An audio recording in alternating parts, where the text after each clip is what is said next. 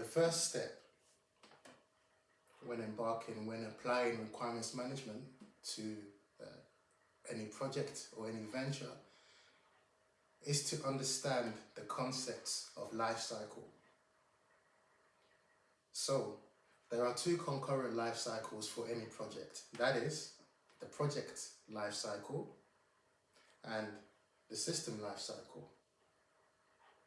Now, a project exists for a finite amount of time to deliver, in this case, your system.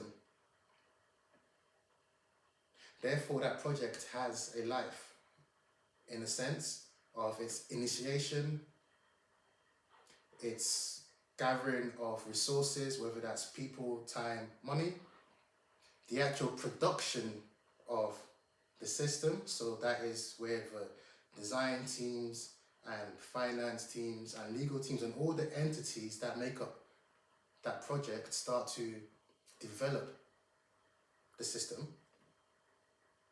That is to design and then to build the system. And then finally, the closeout. So that is once the system has been proven to work safely, it has been validated, verified, and now your project can begin to wind down. That's the project life cycle. Now the system life cycle is born out of the project life cycle. So the overlap occurs where the system is being initiated, is being developed. We're finding the requirements, understanding what needs to be done, shaping it, framing it. And then we go on to produce some initial designs, concept designs, if you will.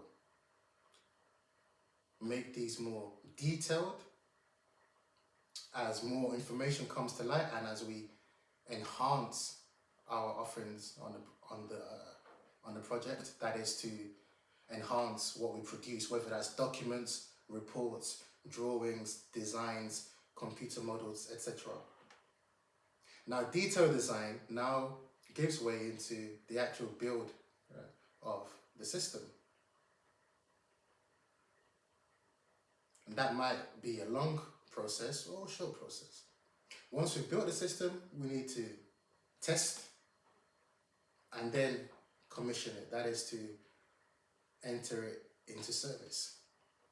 Now the system lifecycle goes beyond that because obviously it goes into the use phase. So that's where people, users, or perhaps other systems start to actually use your system, what you've built in your project. Project's complete, done, the system lives on. Now this phase we call operations and maintenance, where your system has been operated and being maintained. Now there'll come a point where your system no longer functions for any number of reasons. Perhaps it's just lived out its useful lifetime. We now enter the decommissioning phase where we deal with the obsolescence of your system. Now that might necessitate disposal, recycling, repurposing, any number of ways to decommission until your system no longer exists as it did when first built. So that is the system life cycle. That's project life cycle. The importance of understanding life cycle is that projects sometimes run for many years or a long period of time and have many different sub-projects or sub-teams working as part of that project. Now, these different teams may have different contractors, suppliers, people, companies involved. And perhaps a company might have a contract only for a specific phase of the system and project lifecycle, perhaps to deliver concept design, or to deliver detailed design, or to actually build, or to test.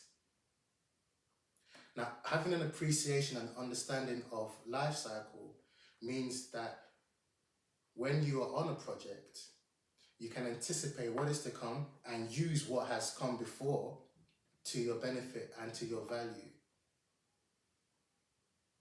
It means knowing that your project team is only potentially working in a phase of that project and system lifecycle. And therefore, everything you need to do needs to take into account the adjacent phases as well, so that the system can continue as one entity with all its various sub-projects, subsystems, also going through their many smaller life cycles as part of the bigger overarching life cycle.